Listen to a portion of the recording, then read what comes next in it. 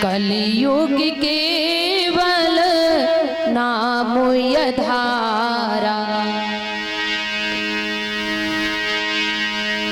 ये सिस्टम मुझे पसंद नहीं है, ठीक है? हर बार ऐसा करोगे, हम ऐसा नहीं करने देंगे। बैठिए, आसन के पक्के बनिए। कलियुग केवल नाम यधारा,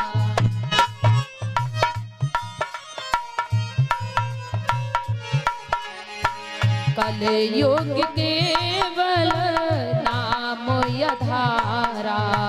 सुमेरे सुमेरे नर उतरे हो पारा।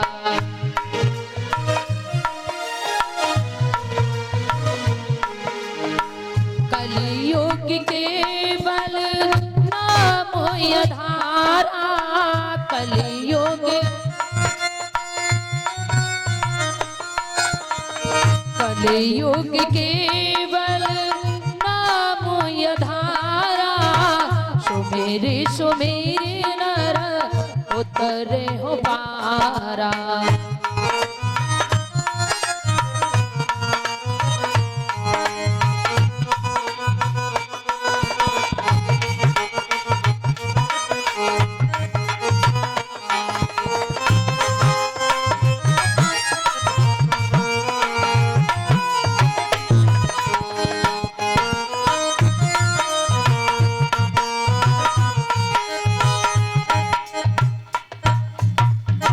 बड़ा सुंदर लिख दिया, कलियुग केवल नाम आधारा।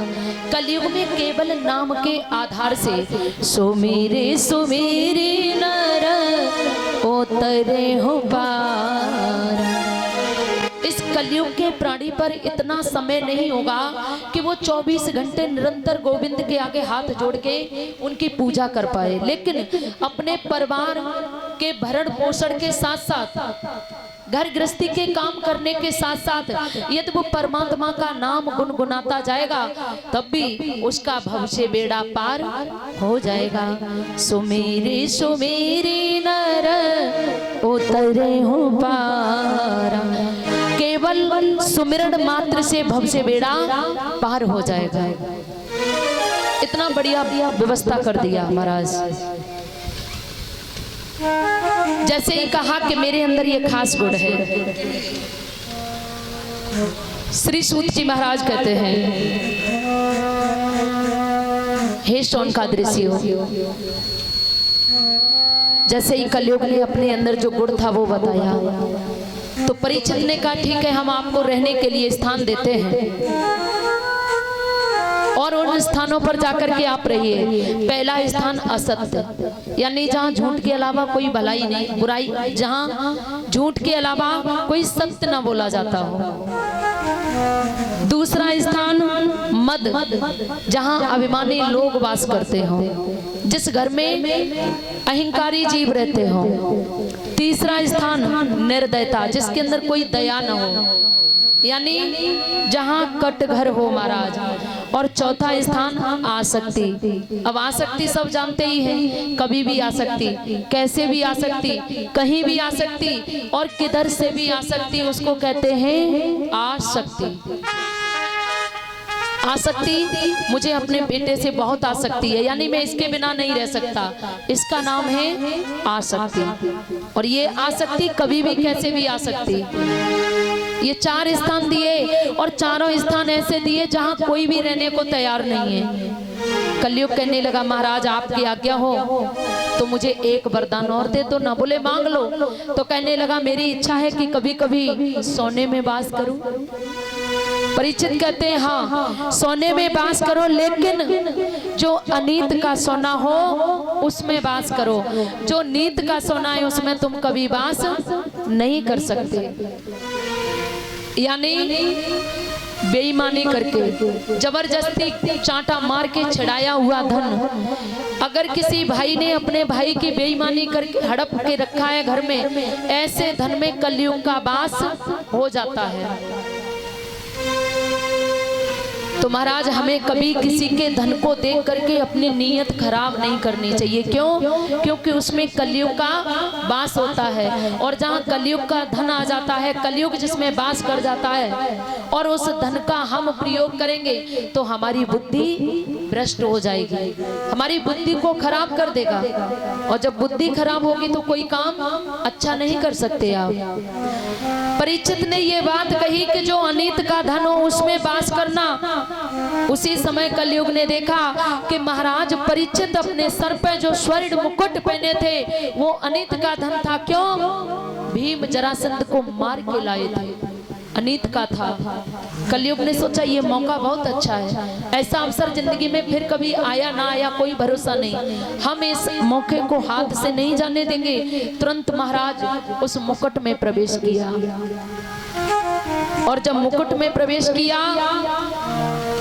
तो महाराज परीक्षित की बुद्धि को उल्टा घुमा दिया, और बुद्धि को उल्टा इतना घुमाया, इतना घुमाया, जंगल में चले शिकार खेलने तो परीक्षित को महाराज प्यास लगी। एक लोमस ऋषि की कुटिया पे पहुंच गए। उस समय लोमस ऋषि समाधि अवस्था में बैठे थे, बड़ी तेज प्यास लग रही थी, पीने के लिए कई बार जल मांगा, लेकिन वो तो समाधि अवस्था में थे। उन्हें नहीं पता कि मेरे घर पे कौन आया है और कौन मुझे पुकार रहा है। उसी समय परीक्षित के मन में क्या विचार आया?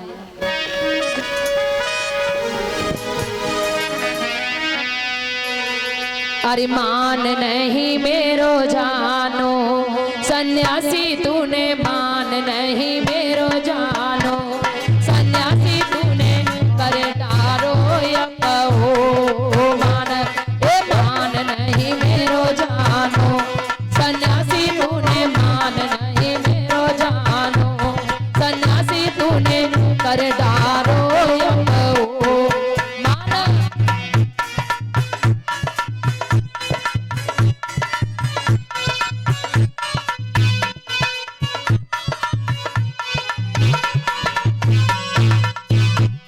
अरे कर डारो ये अपमान नहीं मेरी इज्जत कीनी, हमको यावत देख बंद कर आंखें लीनी रे। जैसे ही महाराज परीक्षित जल मांगने लगे और महाराज लोमस ऋषि समाधि में थे, उन्हें क्या पता जब कोई व्यक्ति समाधि में होता है तो वहां हमें नहीं जाना चाहिए, और किसी कारणवश जाना पड़े तो उसको प्रणाम करो, पीछे लौटाओ, लेकिन विघ्न नहीं डालना चाहिए।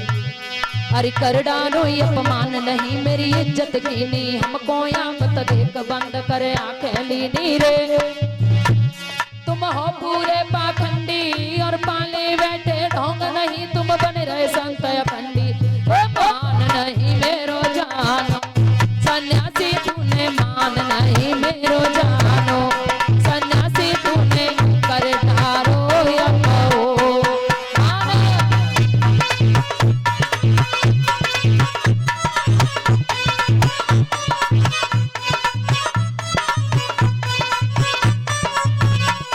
और क्या किया महाराज? जब उसे कोई जवाब नहीं मिला किसे? परीक्षित को, तो क्रोध आ गया, क्योंकि बुद्धि पर कलयुग सवार है। मुकुट जो पहने है ना सर पे, उसमें कलयुग है।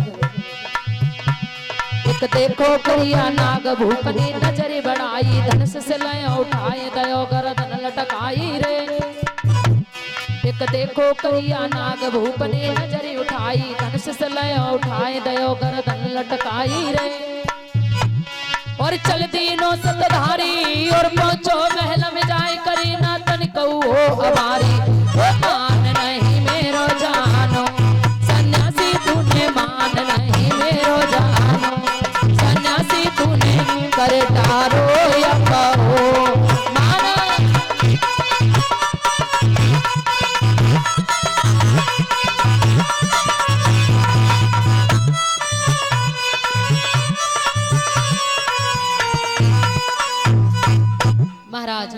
ऐसे ही पीने के लिए जल मांगा, लेकिन महाराज लोमस ऋषि समाधि में थे, इसलिए उन्हें नहीं पता चला और उन्होंने मरा हुआ सर्प देखा। परीक्षित ने घोड़े से नीचे उतर के गए और वो मरा हुआ सर्प लोमस ऋषि के गले में पहना के अपने राज्य में गए और जैसे ही मुकुट सर से नीचे उतार के रखा तो बुद्धि में इतनी तेजी से झटका लगा जैसे महाराज किसी मुर्दे में फिर से प्राणों की स्थापना हुई हो।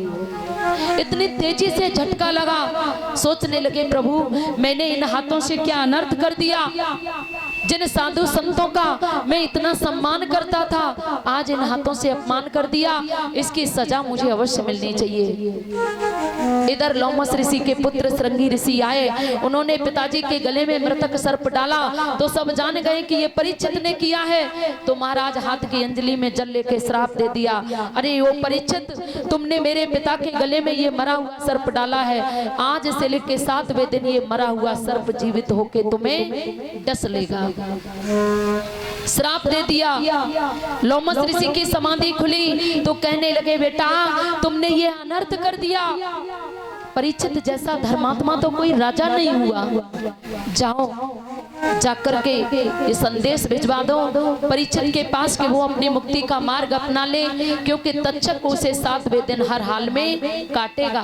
वो तक्षक के बार से बच नहीं पाएगा, इसलिए वो अपनी मुक्ति को सुधार ले, कोई यत्न कर ले। आज महाराज परीक्षित के